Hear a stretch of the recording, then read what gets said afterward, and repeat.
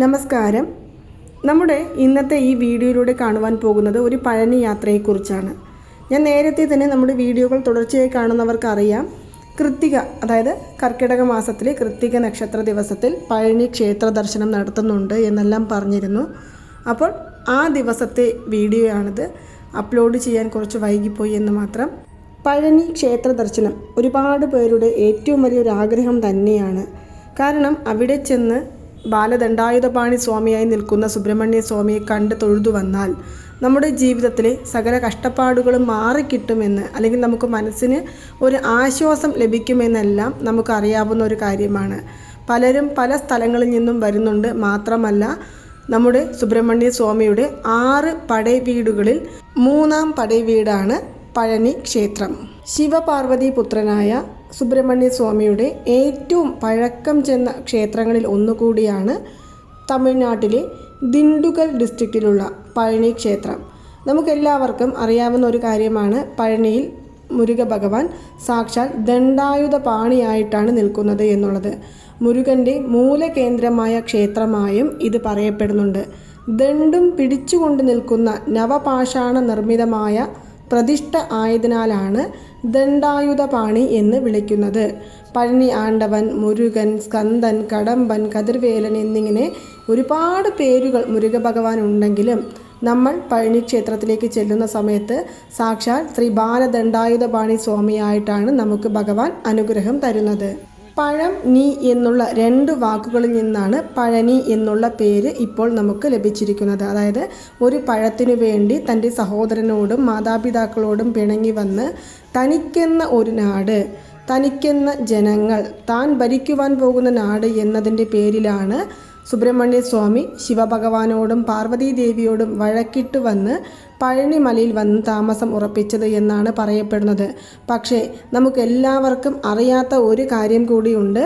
സാക്ഷാൽ സുബ്രഹ്മണ്യ സ്വാമി ആദ്യം ചെന്നത് പഴനി മലയുടെ മുകളിലേക്കല്ല, മറിച്ച് താഴെ തിരു ആവിനൻകുടി ക്ഷേത്രത്തിലേക്കാണ്. അതിനെക്കുറിച്ചെല്ലാം ഞാൻ വിശദമാക്കാം.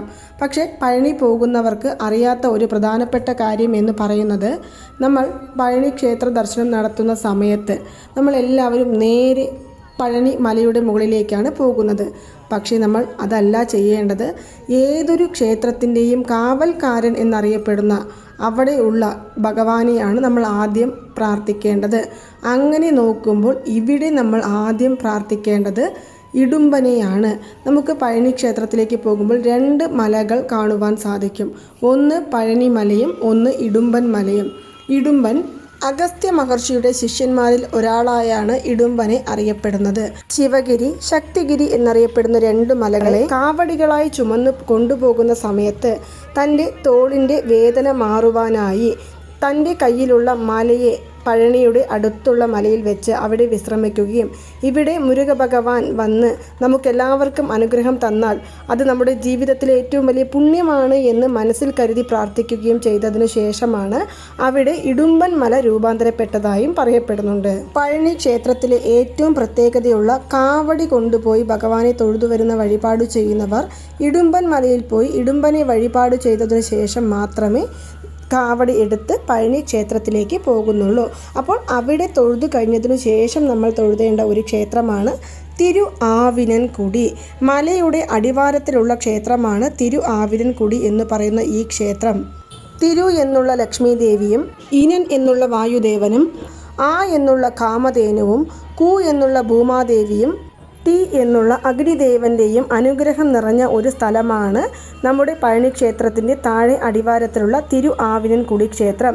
ഇവിടെ വഴിപാട് ചെയ്ത് പ്രാർത്ഥിച്ചു വന്നാൽ എല്ലാ സൗഭാഗ്യങ്ങളും നമ്മളെ തേടി വരും എന്നാണ് പറയുന്നത്. കാരണം ലക്ഷ്മി ദേവിയുടെയും ഗോമാതായുടെയും സൂര്യഭഗവാന്റെയും അഗ്നിദേവൻ്റെയും അനുഗ്രഹം നിറഞ്ഞ ഒരു സ്ഥലമായതിനാൽ തന്നെ ഇവിടെ നമ്മൾ പ്രാർത്ഥിച്ചു വന്നാൽ നമ്മൾ ആഗ്രഹിച്ച കാര്യങ്ങൾ എന്താണോ അതെല്ലാം തന്നെ നിറവേറി കിട്ടും. പലരും ഇവിടെ വെറ്റില ദീപ വഴിപാട് ചെയ്ത് പ്രാർത്ഥിച്ചു വരുന്നവരും ഒരുപാട് പേരുണ്ട്. മാത്രമല്ല, നമുക്ക് എല്ലാവർക്കും അറിയാവുന്ന അരുണഗിരിനാഥർ സ്വാമികൾ നമ്മുടെ തിരുപ്പുകൾ എഴുതിയ അല്ലെങ്കിൽ വേൽമാറൽ മഹാമന്ത്രം എഴുതിയ അരുണഗിരിനാഥർ സ്വാമികൾ പഴനി ക്ഷേത്രത്തിൽ പോയി ബാലദണ്ഡായുധപാണി സ്വാമിയെ വഴിപാട് ചെയ്തതിലും കൂടുതലാണ് തിരു ആവിനംകുടി ക്ഷേത്രത്തിൽ വന്ന് മുരുക ഭഗവാനെ വഴിപാട് ചെയ്തു വന്നതായി പറയപ്പെടുന്നുണ്ട്. കാരണം അരുണഗിരിനാഥർ സ്വാമികൾക്ക് മുരുക ഭഗവാൻ നേരിട്ട് അനുഗ്രഹം നൽകി ജപമാല കൊടുത്ത് അനുഗ്രഹിച്ച ഒരു സ്ഥലമാണ് തിരു ആവിനംകുടി ക്ഷേത്രം എന്ന് പറയുന്നത്. ഇവിടെ അരുണഗിരിനാഥർ സ്വാമികളുടെ ഒരു സന്നിധിയും കൂടി പ്രധാനമായും ഉണ്ട്. ആദ്യം കയറി ചെല്ലുന്ന സമയത്ത് നമുക്ക് വിനായക ഭഗവാനെ തൊഴുതു കഴിഞ്ഞ് അരുണഗിരിനാഥർ സ്വാമികളെ തൊഴുതു കഴിഞ്ഞാൽ നമുക്ക് ശിവഭഗവാനെയും പാർവതി ദേവിയെയും വഴിപാട് ചെയ്യുവാൻ സാധിക്കും. ഇനി നമുക്ക് ദുർഗാദേവിയെയും ഈ ക്ഷേത്രത്തിൽ വഴിപാട് ചെയ്യുവാൻ സാധിക്കുന്നതാണ്. മാത്രമല്ല ശനീശ്വര ഭഗവാന് ഒരു സന്നിധി കൂടി ഈ ക്ഷേത്രത്തിൽ ഉണ്ട്. ഇതിൽ എഴുതിയിരിക്കുന്നത്, അതായത് ഈ ബോർഡിൽ നിങ്ങൾ കാണുന്ന ഈ ബോർഡിൽ എഴുതിയിരിക്കുന്നത് അരുണഗിരിനാഥർ സ്വാമികൾക്ക് നമ്മുടെ മുരുക ഭഗവാൻ ജപമാല കൊടുത്ത കഥ ഞാൻ നേരത്തെ പറഞ്ഞല്ലോ, അതിനെക്കുറിച്ചാണ് ഇവിടെ എഴുതിയിരിക്കുന്നത്. അരുണഗിരിനാഥർ സ്വാമികൾ തിരു ആവിനൻകുടി മുരുകനെ പറ്റി 12 തിരുപ്പുകളാണ് എഴുതിയിരിക്കുന്നത്. മാത്രമല്ല മുരുക ഭഗവാനെ പറ്റി 55 തിരുപ്പുകൾ എഴുതിയിട്ടുണ്ട് എന്നാണ് പറയുന്നത്. തിരുപ്പുകൾ എന്ന് പറയുന്നത് 16,000 സ്വച്ഛമുണ്ട് എന്നാണ് പറയുന്നത്. അതിൽ 1600 തിരുപ്പുകൾ മാത്രമേ ഇപ്പോൾ നമ്മുടെ കൈകളിൽ കിട്ടിയിട്ടുള്ളൂ. ആ 1600 തിരുപ്പുകളിൽ 55 തിരുപ്പുകൾ പഴനി ക്ഷേത്രത്തെക്കുറിച്ചും പഴനി ബാലദണ്ഡായുധപാണി സ്വാമിയെക്കുറിച്ചും അതുപോലെ തന്നെ നമുക്ക് 12 തിരുപ്പുകൾ തിരു ആവിനൻകുടി ക്ഷേത്രത്തെ പറ്റിയും പറഞ്ഞിട്ടുണ്ട്. അപ്പോൾ ഇവിടെയെല്ലാം നമുക്ക് തൊഴുത് ഇറങ്ങാവുന്നതാണ്. ഞാൻ എപ്പോഴും വീഡിയോ എടുക്കുന്ന സമയത്ത് ക്ഷേത്രത്തിനകത്തേക്ക് കൊണ്ടുപോകാറില്ല. കാരണം നമ്മൾ എപ്പോഴും ഭഗവാനെ നേരിട്ട് വീഡിയോ ഫോട്ടോ ഒന്നും എടുക്കരുത് എന്ന് വിശ്വസിക്കുന്ന ഒരാളാണ് ഞാൻ. അതുകൊണ്ട് ഞാൻ അകത്തേക്ക് ഈ ക്രൗഡ് മാത്രമേ ഈ വീഡിയോയിൽ കാണിക്കുന്നുള്ളൂ. ഇതിന് നമ്മൾ ഈ കാണിക്കുന്ന കൊടിമരത്തിന് നേരെയാണ് നമ്മുടെ ബാലമുരുകൻ്റെ തിരുസന്നിധി ഉള്ളത്. ഇത്രയും തിരക്കുണ്ടായിരുന്നു ഞായറാഴ്ചയും അതുപോലെ തന്നെ കൃത്തിക നക്ഷത്രവും കൂടി ആയതിനാൽ തന്നെ വളരെയധികം തിരക്കുണ്ട്. മാത്രമല്ല നമുക്ക് ഇതിനകത്തേക്ക് പോയിട്ടുണ്ടെങ്കിൽ 20 രൂപയുടെ ദർശന ടിക്കറ്റ് എടുക്കുവാൻ സാധിക്കും. ഇവിടെ കാണുന്നത് ദേവിയുടെ സന്നിധിയാണ്. തൊട്ടടുത്ത് ശിവഭഗവാനുണ്ട്. ലിംഗേശ്വര ഭഗവാനായിട്ടാണ് അനുഗ്രഹം തരുന്നത്. ഇതിൻ്റെ നേരെ ഓപ്പോസിറ്റ് നമുക്ക് ഉമാമഹേശ്വരിയുടെ സന്നിധിയും കാണുവാൻ സാധിക്കും. അതിനടുത്താണ് വിനായക ഭഗവാന്റെ സന്നിധി ഉള്ളത്. മാത്രമല്ല ക്ഷേത്രത്തിൻ്റെ പുറത്തും ഒരു മയിലിൻ്റെ ഒരു സന്നിധി കാണുവാൻ സാധിക്കും. അതുപോലെ തന്നെ അകത്തും നമുക്ക് മയിലിൻ്റെ സന്നിധി കാണുവാനായിട്ട് സാധിക്കുന്നതാണ്. ഇനി അകത്തേക്ക് പോവുകയാണെങ്കിൽ അവിടെയും വിനായക ഭഗവാന്റെ ഉള്ളിലേക്ക് കയറി ചെല്ലുമ്പോൾ ആവൽ ദൈവങ്ങളെ കാണുവാൻ സാധിക്കും. അകത്തേക്ക് കയറി നല്ല ദർശനമാണ് കിട്ടിയത്. തിരക്കുകൾ ഉണ്ടെങ്കിലും നമുക്ക് ഒരുപാട് നേരം നിന്ന് പ്രാർത്ഥിക്കുവാൻ സാധിച്ചു. ഇത് നമുക്ക് മണിമണ്ഡപമാണ്. ഞാൻ എപ്പോഴും വീഡിയോകളിൽ പറയുന്നത് പോലെ ഓം ശരവണ ഭവ എന്നുള്ള അതിൻ്റെ ചിഹ്നമാണ് അവിടെ കൊടുത്തിരിക്കുന്നത്. ഇവിടെ അതുപോലെ തന്നെ ക്ഷേത്രത്തിൽ ക്ഷേത്ര വൃക്ഷമുണ്ട്. അവിടെയും തൊഴുതു കഴിഞ്ഞതിന് ശേഷം നമുക്ക് പുറത്തേക്ക് ഇറങ്ങാവുന്നതാണ്. അവിടെ ശനീശ്വര ഭഗവാനെല്ലാം തൊഴുതു കഴിഞ്ഞ് പുറത്തേക്ക് ഇറങ്ങാം. കൂടാതെ തന്നെ ഈ ക്ഷേത്രത്തിൻ്റെ തൊട്ട് പിറകു വശത്തായിട്ടാണ് നമുക്ക് ശരവണ പൊയ്ക കാണുവാൻ സാധിക്കുന്നത്. ഇതിനകത്തുകൂടെയും പോകാം, അല്ലെങ്കിൽ നമുക്ക് ക്ഷേത്രത്തിൻ്റെ പുറത്തിറങ്ങിയിട്ട് ചുറ്റിയും പോകാവുന്നതാണ്. ശരവണ പൊയ്കയിലൊന്നും ഇപ്പോൾ കുളിക്കാൻ സമ്മതിക്കുന്നില്ല. അത് ചെറിയ ഒരു കിണർ രൂപത്തിലാക്കിയിട്ടാണ് വെച്ചിരിക്കുന്നത്. ഇനി ഇവിടെ നിന്നും നമ്മൾ നേരെ എങ്ങോട്ടാണ് പോകേണ്ടതെന്നാൽ മലയുടെ അടിവാരത്തിലുള്ള വിനായക ഭഗവാനെ നമുക്ക് തൊഴുതു കഴിഞ്ഞതിനു ശേഷം മുകളിലേക്ക് പോകാവുന്നതാണ്. മുകളിലേക്ക് ഒരുപാട് നടന്നു പോകുവാനുള്ള വഴിയുണ്ട്. അതുപോലെ തന്നെ നമുക്ക് വിഞ്ചിൽ പോകാം, ട്രെയിനിൽ പോകാം. പക്ഷെ നമ്മൾ ഏതൊരു കാര്യങ്ങൾ നമുക്ക് നിറവേറി കിട്ടണമെന്ന ആഗ്രഹത്തോടു കൂടിയാണോ പോകുന്നത്, മനസ്സുരുക്കി മുരുക ഭഗവാനെ പ്രാർത്ഥിച്ചുകൊണ്ടാണോ പോകുന്നത്, നടന്നു പോകുന്നതാണ് ഏറ്റവും ഉചിതം എന്ന് തന്നെ ഞാൻ പറയുന്നതാണ്. പക്ഷെ എല്ലാവർക്കും നടന്നു പോകുവാൻ സാധിക്കില്ല. വിഞ്ചിലോ അല്ലെങ്കിൽ നമുക്ക് പോകാൻ മാത്രമേ സാധിക്കുകയുള്ളൂ എന്നുണ്ടെങ്കിൽ നമുക്ക് അങ്ങനെയും പോകാം. പക്ഷെ ഒരുപാട് നേരം കാത്തിരിക്കേണ്ടതായിട്ട് വരുന്നുണ്ട്. മാത്രമല്ല നമുക്ക് പാർക്കിംഗ് സൗകര്യം എല്ലാം തന്നെ ഇവിടെ ഉണ്ട്. കാർ പാർക്കിങ്ങിനും അതുപോലെ തന്നെ 2 വീലർ പാർക്കിങ്ങിനും സൗകര്യമുണ്ട്. ബസ് സ്റ്റാൻഡും നമുക്ക് അടുത്ത് തന്നെയാണ്. നടന്നു വരേണ്ട ആ ഒരു ഡിഫറൻസ് മാത്രമേ ഇവിടെയുള്ളൂ. കൂടാതെ നമ്മൾ സ്ട്രൈറ്റ് ആയിട്ട് ഈ വിനായക ഭഗവാന്റെ തൊട്ട് പിറകു വശത്തു കൂടെയാണ് മുകളിലേക്ക് സാധാരണ നടന്നു പോകുന്നവർ കയറി പോകുന്നത്. പക്ഷേ ഇപ്പോൾ അവിടെ പണികൾ, അതായത് പാതയുടെ പണികൾ നടന്നുകൊണ്ടിരിക്കുന്നതിനാൽ ഞങ്ങളെ ചുറ്റിയാണ് വിട്ടിരിക്കുന്നത്. ആനപ്പാത വഴി എന്ന് പറയും, ആ വഴിയിലൂടെയാണ് വിട്ടത്. അവിടെയും തിരക്കിൻ്റെ മുകളിൽ ഒരുപാട് തിരക്കായതുകൊണ്ട് തന്നെ താഴെ ഗേറ്റ് എല്ലാം ക്ലോസ് ചെയ്ത് വെച്ചിട്ടുണ്ടായിരുന്നു. ഒരുപാട് നേരം കാത്തിരുന്നതിനു ശേഷം മാത്രമാണ്, ഏകദേശം ഒരു 45 മിനിറ്റോളം ഞങ്ങൾ അവിടെ കാത്തിരുന്നു. അതിനുശേഷം മാത്രമാണ് മുകളിലേക്ക് നമ്മളെ നടന്ന് കയറുവാനായിട്ട് അനുവദിച്ചത്. അതും ഇടയിലിടയിൽ ഒന്ന് ക്ലോസ് ചെയ്ത് വെക്കുന്നുണ്ട്. കൂടാതെ മൊബൈൽ ഫോണുകൾ കൊണ്ടുപോകാമോ എന്ന് പലർക്കും സംശയമുണ്ട്. മൊബൈൽ ഫോണുകൾ ചില സന്ദർഭങ്ങളിൽ, അതായത് വിനായക ഭഗവാനെ തൊട്ട് പിറകിലൂടെ പോകുന്ന സമയത്ത് ചെക്കിംഗ് ഉണ്ടായിരുന്നു. പക്ഷേ ഇപ്പോൾ ഞങ്ങൾ പോയ സമയത്ത് അവിടെ ചെക്കിംഗ് ഒന്നുമില്ല. മൊബൈൽ ഫോണിലൂടെ ഫോട്ടോകൾ എടുക്കരുത്, വീഡിയോകൾ എടുക്കരുത് എന്ന് നമുക്ക് അനൗൺസ്മെൻറ്റ് തന്നുകൊണ്ടിരിക്കുന്നുണ്ട്. പക്ഷേ എല്ലാവരും ഇതുപോലെ മൊബൈൽ ഫോൺ കൊണ്ടുപോകുന്നുമുണ്ട്. അപ്പോൾ നമുക്ക് എങ്ങനെ കൊണ്ടുപോകാൻ സാധിക്കുമെങ്കിൽ കൊണ്ടുപോകാവുന്നതാണ്. ചില സമയങ്ങളിൽ ചെക്കിംഗ് ഉണ്ടെങ്കിൽ നമുക്ക് താഴെ അത് ലോക്കറിൽ വെക്കാനുള്ള സൗകര്യവും അവിടെ തന്നെ ഉണ്ട്. അപ്പോൾ നമുക്ക് ഏതാണോ സൗകര്യം അത് നമുക്ക് തിരഞ്ഞെടുക്കാം. അതുപോലെ തന്നെ ഈ പടിക്കെട്ടുകൾ കയറി മുകളിലേക്ക് പോകുന്ന സമയത്ത് വളരെ പതുക്കെ കയറുവാനായിട്ട് ശ്രമിക്കുക. ഒരിക്കലും ഓടി കയറണം എന്നുള്ള ചിന്താഗതിയോടുകൂടി നമ്മൾ പോകേണ്ട ആവശ്യമില്ല. നിങ്ങളിപ്പോൾ ഈ കാണുന്നതാണ് ഗേറ്റ് ക്ലോസ് ചെയ്ത് വെച്ചിരിക്കുന്ന അവിടത്തെയുള്ള തിരക്കുകൾ. നോക്കൂ, എല്ലാവരും ചിലർ കിടന്നുറങ്ങുന്നുണ്ട്, ചിലർ ഇരിക്കുന്നുണ്ട്. അങ്ങനെ കുറേ നേരം കാത്തിരുന്നതിന് ശേഷം മാത്രമാണ് മുകളിലേക്ക് കയറുവാനായിട്ട് അനുവദിച്ചത്. അപ്പോൾ നമ്മൾ ആദ്യം പടിക്കെട്ടുകൾ കയറി തുടങ്ങിയിരിക്കുകയാണ്. നല്ല തിരക്കുണ്ടായതിനാൽ തന്നെ വളരെ പതുക്കെയാണ് പോകുന്നത്.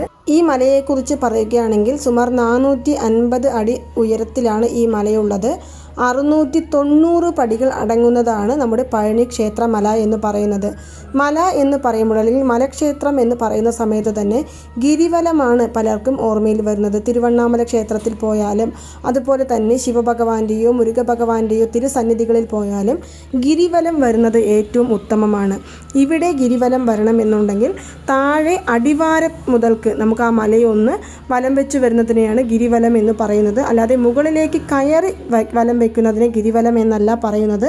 ശ്രദ്ധിക്കുക, ഏതെങ്കിലും ഒരു ആഗ്രഹമുണ്ട്, ഏതെങ്കിലും ഒരു പ്രാർത്ഥനയുണ്ട്, തീർത്താൽ തീരാത്ത പ്രശ്നങ്ങളാണ് എന്നുള്ളവർ താഴെ മലയുടെ അടിവാരത്തിൽ അവിടെ തന്നെ മലയുടെ മുഴുവനായിട്ടും ഒരു വലം വെച്ചതിനു ശേഷം മല കയറി മുരുകഭഗവാനെ പ്രാർത്ഥിച്ചു വന്നാൽ നിങ്ങൾ എന്താണോ പ്രാർത്ഥിക്കുന്നത് അത് മുരുകഭഗവാൻ നിങ്ങളിലേക്ക് എത്തിച്ചു തരുന്നതായിരിക്കും. കാരണം ജ്ഞാനഭണ്ഡാരം എന്നാണ് ഇവിടെയുള്ള മുരുകഭഗവാനെ പറയുന്നത്. പക്ഷേ അതിൻ്റെ ശരിയായ രീതി എന്ന് പറയുന്നത് ജ്ഞാനഭണ്ഡാരം എന്നാണ്. ഭണ്ഡാരം എന്ന് പറയുന്നത് കൊണ്ട് നമ്മൾ കാണിക്ക വഞ്ചി സമർപ്പിക്കില്ലേ, കാണിക്കകളെല്ലാം അങ്ങനെയുള്ള ഒന്നാണ്. അതായത് എല്ലാ അനുഗ്രഹങ്ങളും നിറഞ്ഞു നിൽക്കുമ്പോൾ ഭണ്ഡാരത്തിനകത്ത് കാശ് നിറഞ്ഞു നിൽക്കുകയാണ്, പണം നിറഞ്ഞു നിൽക്കുകയാണ്. അതുപോലെ തന്നെ എല്ലാ അനുഗ്രഹങ്ങളും നിറഞ്ഞു നിൽക്കുന്ന ഒരാളാണ് നമ്മുടെ സുബ്രഹ്മണ്യ സ്വാമി. എല്ലാ അനുഗ്രഹങ്ങളും ഭക്തജനങ്ങൾക്ക് തന്ന് അനുഗ്രഹിക്കുവാനായിട്ട് തയ്യാറായി നിൽക്കുകയാണ്. സമ്പത്താണോ, ആരോഗ്യമാണോ, അറിവാണോ, അല്ല നമ്മുടെ ജീവിതത്തിൽ നമുക്ക് എന്താണോ ആവശ്യം അത് തന്ന് അനുഗ്രഹിക്കുവാൻ തയ്യാറായി നിൽക്കുന്ന ജ്ഞാനഭണ്ഡാരം അല്ലെങ്കിൽ ജ്ഞാനഭണ്ഡാരം എന്നാണ് സുബ്രഹ്മണ്യ സ്വാമിയെ പറയുന്നത്. ഇത് വെറുതെ പറയുന്ന ഒരു വാക്കല്ല. ജ്ഞാനഭണ്ഡാരം എന്ന് പറയുന്നത് ഒരു തെറ്റായ വാക്കുമല്ല. ഇനി ഇവിടെ തെറ്റായ വാക്കാണ് മുരുകഭഗവാൻ ഇങ്ങനെ പറയരുത് എന്ന് പറയേണ്ട. ഇങ്ങനെയാണ് സാധാരണ മുരുകഭഗവാനെ പറയുന്ന ഒരു പേര് എന്ന് പറയുന്നത്. അതുകൊണ്ടാണ് മുരുകഭഗവാനെ രാവിലെ ആണ്ടിക്കോലത്തിലും രാത്രിയിൽ രാജ അലങ്കാരത്തിലും കാണപ്പെടുന്നത്. ഏതൊരു വ്യക്തി മുരുകഭഗവാനെ വന്ന് വഴിപാട് ചെയ്ത് പ്രാർത്ഥിക്കുന്നുവോ അവർ എത്ര ദാരിദ്ര്യാവസ്ഥയിലാണെങ്കിലും അവരുടെ ജീവിതം ഒരു രാജാവിനെ പോലെ ആകും എന്നതാണ് ഇവിടെ ഇതുകൊണ്ട് ഉദ്ദേശിക്കുന്നത്. അതുകൊണ്ട് നമ്മൾ ആണ്ടിക്കോലത്തിൽ കാണരുത് എന്ന് പറഞ്ഞ് ഒരുപാട് പേർ തെറ്റായ ധാരണകൾ പറയുന്നുണ്ട്. പക്ഷെ അങ്ങനെയല്ല, ആണ്ടിയെ പോലും അരസനാക്കും എന്നാണ് പറയുന്നത്. അരസൻ എന്ന് പറയുന്നത് രാജാവ്. അങ്ങനെയുള്ള ഭഗവാനാണ് നമ്മുടെ സുബ്രഹ്മണ്യ സ്വാമി. അതുകൊണ്ട് ആണ്ടിക്കോലം കാണുവാൻ ഇപ്പോൾ വളരെയധികം തിരക്കാണ്. ഇപ്പോൾ നമ്മൾ നടന്ന് കയറി കഴിഞ്ഞാൽ നമുക്ക് 200 രൂപയുടെ ടിക്കറ്റുമുണ്ട്, 100 രൂപയുടെ ടിക്കറ്റുമുണ്ട്. നമുക്ക് ഏതാണോ സൗകര്യം അതെടുക്കാം. ഞങ്ങൾ 200 രൂപയുടെ ടിക്കറ്റാണ് എടുത്തിരിക്കുന്നത്. 3.5 മണിക്കൂർ മുതൽ 4 മണിക്കൂറിനുള്ളിലായി നമുക്ക് ദർശന സമയത്തിനായിട്ട് എടുക്കാൻ. നല്ല തിരക്കും ഉണ്ടായിരുന്നു, നല്ല മഴയും ഉണ്ടായിരുന്നു. പക്ഷെ വരിയിൽ നിന്ന് ഒരുപാട് നേരം കാത്തു നിൽക്കുന്നത് നമുക്ക് അറിഞ്ഞില്ല. കാരണം നമ്മൾ ഈ സമയത്ത് വേൽമാറൽ ഒരു തവണ പാരായണം ചെയ്യുവാൻ സാധിച്ചു. അതിനോടൊപ്പം തന്നെ സ്കന്ദഷഷ്ടി കവചം പാരായണം ചെയ്യാൻ സാധിച്ചു.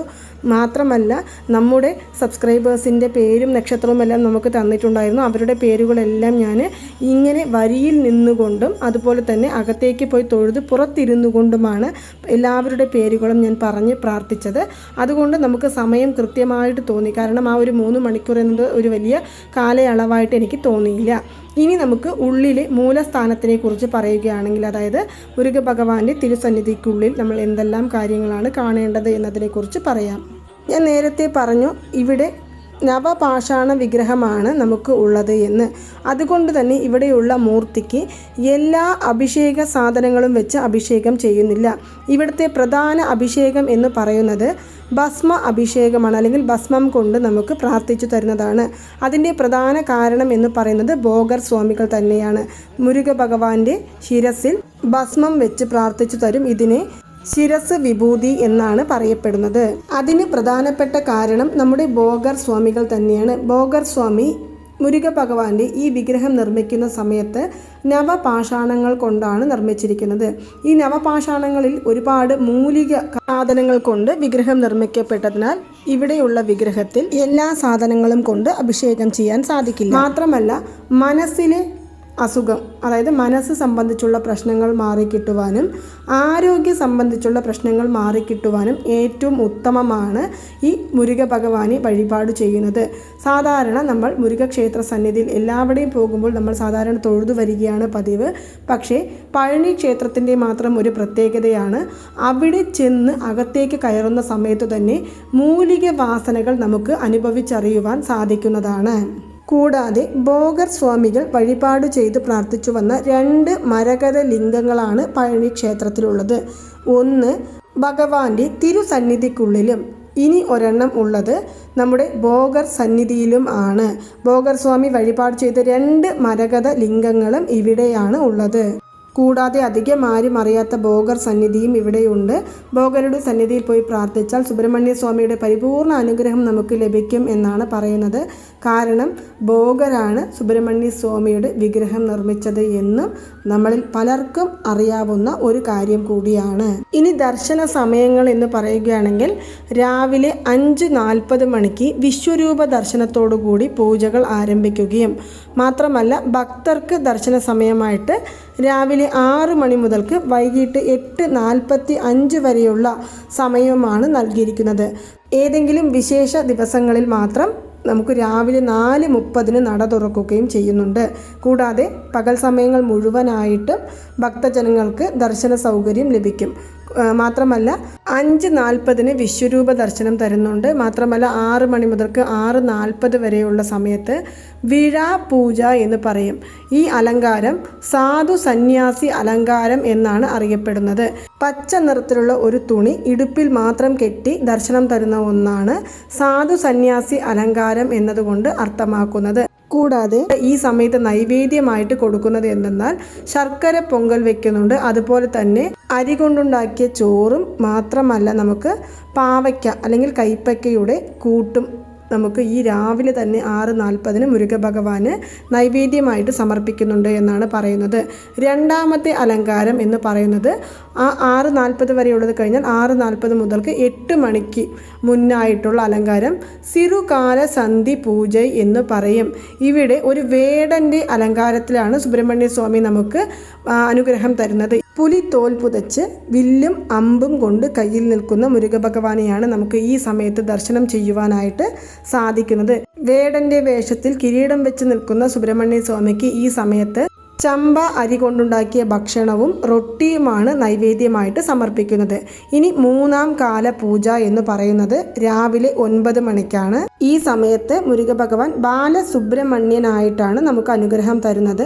നോക്കുന്ന സമയത്ത് രാജാലങ്കാരം പോലെ തന്നെ ഉണ്ടാകും, പക്ഷേ സുബ്രഹ്മണ്യ സ്വാമിയുടെ നെറ്റിയിൽ ഭസ്മം ഉണ്ടാകില്ല. ഈ ഒരു വ്യത്യാസം മാത്രമാണ് രാജ അലങ്കാരത്തിലും ബാലസുബ്രഹ്മണ്യ അലങ്കാരത്തിലും ഉണ്ടാകുന്നത്. നൈവേദ്യമായിട്ട് വെൺപൊങ്കലാണ് വെക്കുന്നത്. ഇനി 4-ാമത്തെ അലങ്കാരം എന്ന് പറയുന്നത് ഉച്ചികാല പൂജയാണ്. 12 മണിക്കാണ് ഈ അലങ്കാരം. ഈ സമയത്ത് വൈദികാൾ അലങ്കാരത്തിലാണ് ഭഗവാൻ നമുക്ക് അനുഗ്രഹം തരുന്നത്. അതായത് ഒരു വ്യത്യാസമായ കിരീടം ധരിച്ചാണ് സുബ്രഹ്മണ്യ സ്വാമി നമുക്ക് ഈ സമയത്ത് അനുഗ്രഹം തരുന്നത്. നൈവേദ്യം എന്ന് പറയുന്നത് ശുദ്ധ അന്നം മാത്രമല്ല തൈര് സാദം, പാൽ പായസം, പുളിസാദം എന്നിവയാണ് ഈ സമയത്ത് നൈവേദ്യമായിട്ട് സമർപ്പിക്കുന്നത്. ഈ 5-ാം കാല പൂജ സമയം എന്ന് പറയുന്നത് വൈകുന്നേരം 5:30 ശേഷമാണ്, അല്ലെങ്കിൽ 5:30 ഒരു 5:40 തന്നെ തുടങ്ങുന്നതായിരിക്കും. ഈ സമയത്താണ് മുരുക ഭഗവാൻ രാജ അലങ്കാരത്തോടുകൂടി നമുക്ക് അനുഗ്രഹം തരുന്നത്. ഇതിനെ സായ് രക്ഷ എന്നാണ് പറയുന്നത്. ഈ സമയത്ത് ദർശനത്തിന് പോയവർക്ക് എല്ലാവർക്കും അറിയാം, ഒരു ഏകദേശം 5 മണിക്ക് അല്ലെങ്കിൽ 5:15 നട അടച്ച് തുറന്നു കഴിഞ്ഞാൽ പിന്നീട് അങ്ങോട്ട് രാജ അലങ്കാരമാണ്. സായിരക്ഷ എന്നും ഈ അലങ്കാരത്തെ പറയുന്നുണ്ട്. കൂടാതെ നൈവേദ്യമായിട്ട് നമ്മുടെ കടല ചുണ്ടലായിട്ട് കൊടുക്കുന്നുണ്ട്. ശർക്കര പൊങ്കലും നൈവേദ്യമായിട്ട് സമർപ്പിക്കുന്നുണ്ട്. ഒരുപാട് പേർ ഈ ഒരു അലങ്കാരം കാണുവാൻ എപ്പോഴും തിക്കും തിരക്കുമാണ്. കാരണം വൈകുന്നേരം ദർശനം കണ്ടു കഴിഞ്ഞാൽ അപ്പോൾ തന്നെ നമുക്ക് തങ്കത്തേര് വലിക്കുന്നതും കാണുവാൻ സാധിക്കുമെന്നുള്ള കാരണം കൊണ്ട് ആ സമയത്ത് തിരക്കുകൾ വർദ്ധിക്കുവാനാണ് സാധ്യത. ഇനി നമുക്ക് അവസാനത്തെ അലങ്കാരമായ രാക്കാല പൂജ സമയത്തുള്ള അലങ്കാരം രാത്രി 8:30-ക്കാണ് തുടങ്ങുന്നത്. ചെറിയ തോതിലുള്ള പുഷ്പാലങ്കാരത്തിലാണ് ഈ സമയത്ത് കാണപ്പെടുന്നത്. ഏതെങ്കിലും വിശേഷപ്പെട്ട ദിവസങ്ങളാണെങ്കിൽ ഒരുപാട് പുഷ്പങ്ങൾ കൊണ്ട് ഭഗവാനെ അലങ്കാരം ചെയ്തിട്ടുണ്ടാകും. നല്ല വെളുത്ത നിറത്തിലുള്ള പുഷ്പങ്ങൾ കൊണ്ടാണ് ഈ ഒരു സമയത്ത് അലങ്കാരം ചെയ്യുന്നത്. നമുക്ക് കാണുമ്പോൾ തന്നെ അറിയുവാൻ സാധിക്കും, അത്രയും നല്ല വെളുവിളേന്നുണ്ടാകും. കാണുന്ന പളുങ്ക് എങ്ങനെ മിന്നുമോ ആ ഒരു ഇതിലാണ് നമുക്ക് കാണുവാൻ സാധിക്കുന്നത്, ഭഗവാനെ ദർശനം ചെയ്യുവാൻ സാധിക്കുന്നത്. ഈ സമയത്ത് നൈവേദ്യമായിട്ട് ശുദ്ധമായ അന്നം, അല്ലെങ്കിൽ അന്നം എന്ന് പറയുന്നത് ചോറിന് തന്നെയാണ്. അതുപോലെ തന്നെ അപ്പം, മുറുക്ക് എന്നിവയാണ് നൈവേദ്യമായിട്ട് ഈ സമയത്ത് കൊടുക്കുന്നത്. ഈ 6 കാല പൂജ സമയങ്ങളിലും ഇടസമയങ്ങളിൽ അഭിഷേകം നടക്കുന്നുണ്ട്. അതിൽ ഭസ്മം കൊണ്ട് അഭിഷേകം ചെയ്യുന്നുണ്ട്, നല്ലെണ്ണ കൊണ്ട് അഭിഷേകം ചെയ്യുന്നുണ്ട്, തിരുമഞ്ജനം കൊണ്ട് അഭിഷേകം ചെയ്യുന്നുണ്ട്, പാല്, പഞ്ചാമൃതം എന്നിവ കൊണ്ടെല്ലാം അഭിഷേകം ചെയ്യുന്ന സമയങ്ങളും ഉണ്ട്. കൂടാതെ ഒരു 7:30-8 മണിയോടുകൂടി തന്നെ തങ്കത്തേരും വലിക്കുവാൻ സാധിക്കും. തങ്കത്തേര് വലിക്കണമെന്നുണ്ടെങ്കിൽ 1500 രൂപയാണ് ഒരു ടിക്കറ്റ്. 5 പേർക്ക് അകത്തേക്ക് പോയി ദർശനം ചെയ്യുവാൻ സാധിക്കും. ഒരു ടിക്കറ്റിൽ നമ്മൾ 5 പേർക്ക് അകത്തേക്ക് പോയി ദർശനം ചെയ്യുവാനും സാധിക്കും. മാത്രമല്ല 3 പേർക്ക് തങ്കത്തേര് വലിക്കാനുള്ള അനുമതിയും തരുന്നുണ്ട്. അത് അവിടെ പോയി തന്നെ നമുക്ക് ആ ടോക്കൺ എടുക്കാവുന്നതാണ്. ഒരു വൈകുന്നേരം 5 മണിക്കുള്ളിൽ തന്നെ നമ്മൾ അവിടെ ഉണ്ടെങ്കിൽ നമുക്ക് പോയി തങ്കത്തേരിനുള്ള ടോക്കൺ എടുക്കാവുന്നതാണ്. അപ്പോൾ ഇതെല്ലാമാണ് പഴനി ക്ഷേത്രത്തിലെ പ്രത്യേകത എന്ന് പറയുന്നത്. ഇതെല്ലാം പറഞ്ഞു കഴിഞ്ഞു. അവിടുത്തെ പ്രസാദമായ പഞ്ചാമൃതവും നമുക്ക് വാങ്ങിക്കേണ്ടതാണ്. ഏറ്റവും മുരുക ഭഗവാൻ എന്ന് പറയുമ്പോൾ, അതും പഴനി എന്ന് പറയുമ്പോൾ നമ്മുടെ മനസ്സിൽ ഓടി വരുന്നത് പഞ്ചാമൃതമാണ്. അപ്പോൾ പഞ്ചാമൃതം കൊണ്ടും അഭിഷേകം ചെയ്യുന്ന സുബ്രഹ്മണ്യ സ്വാമിയുടെ ഈ ഒരു അഭിഷേകം നമ്മുടെ വീടുകളിലേക്കും വാങ്ങി വരാം. അപ്പോൾ ഇതെല്ലാമാണ് നമുക്ക് പഴനി ക്ഷേത്രത്തിൽ പോയാൽ ശ്രദ്ധിക്കേണ്ടതായിട്ടുള്ള കാര്യം. അപ്പോൾ ഏകദേശം എല്ലാ കാര്യങ്ങളും ഞാൻ ഉൾപ്പെടുത്തിയിട്ടുണ്ട് എന്ന് ഞാൻ കരുതുന്നു. ഞാൻ നേരത്തെ പറഞ്ഞതുപോലെ 3.5 മണിക്കൂറിനുള്ളിൽ ദർശനം കണ്ട് പുറത്തിറങ്ങി. പിന്നീട് നമ്മൾ തിരക്കുകൾ കാരണം അവിടെ നിൽക്കാനൊന്നും അനുവദിക്കുന്നില്ല. നേരെ താഴെ സ്റ്റെപ്പ് വഴി തന്നെ ഇറങ്ങി വരികയാണ് ചെയ്തത്. അപ്പോൾ ഈ ഇടയിൽ ആരെങ്കിലും ദർശനത്തിന് പോകുന്നുണ്ടെങ്കിൽ ഞായറാഴ്ചകൾ ഒഴിവാക്കുന്നത് ഏറ്റവും നല്ലതാണ്. അപ്പോൾ ഇതെല്ലാം എനിക്കറിഞ്ഞ കാര്യങ്ങളെല്ലാം ഞാൻ നിങ്ങളോട് പറഞ്ഞു തന്നിട്ടുണ്ട്. നിങ്ങളും ഇതേ രീതിയിൽ പോയി ദർശനം ചെയ്ത് പ്രാർത്ഥിച്ചു വരുവാനായിട്ട് ശ്രമിക്കുക. നിങ്ങൾ ആഗ്രഹിച്ച കാര്യങ്ങളെല്ലാം മുരുക ഭഗവാൻ നിറവേറ്റി തരുമെന്ന് പരിപൂർണമായും വിശ്വസിക്കുക. ഇനി അഥവാ നിങ്ങളെ കൊണ്ട് പോകാൻ സാധിച്ചില്ല എന്നുണ്ടെങ്കിൽ മുരുക ഭഗവാന്റെ മന്ത്രങ്ങൾ ചൊല്ലിക്കൊണ്ടിരിക്കുക. മുരുക ഭഗവാൻ തീർച്ചയായും നിങ്ങളെ പഴനി ക്ഷേത്രത്തിലേക്ക് കൊണ്ടെത്തിക്കുന്നതായിരിക്കും. അപ്പോൾ നിങ്ങൾക്ക് എല്ലാവർക്കും ഈ ഒരു വീഡിയോ ഇഷ്ടമായി കാണുമെന്ന് വിശ്വസിക്കുന്നു. ഈ വീഡിയോയെക്കുറിച്ച് നിങ്ങൾക്ക് എന്തെങ്കിലും സംശയങ്ങളുണ്ടെങ്കിൽ താഴെ കമൻറ്റ് ബോക്സുകളിൽ കമൻറ്റ് ചെയ്യുക. ഞാൻ അതിനുള്ള മറുപടി ഒന്നുകിൽ ഡയറക്റ്റായിട്ട് തരാം, അല്ലെങ്കിൽ ഞാൻ അടുത്തൊരു വീഡിയോ ആയിട്ട് ചെയ്യുന്നതായിരിക്കും. അപ്പോൾ നമ്മുടെ പഴനി വ്ളോഗിനെ കുറിച്ചുള്ള വീഡിയോ ഇവിടെ അവസാനിക്കുകയാണ്. വെയിലും മയിലും സേവലും തുണൈ വെற்றிவேல் മുരുകനുക്ക് ഹരോഹര, വീരവേൽ മുരുകനുക്ക് ഹരോഹര, ബാലദണ്ഡായുധപാണി സ്വാമിക്ക് ഹര ഹരോ ഹര ഹര.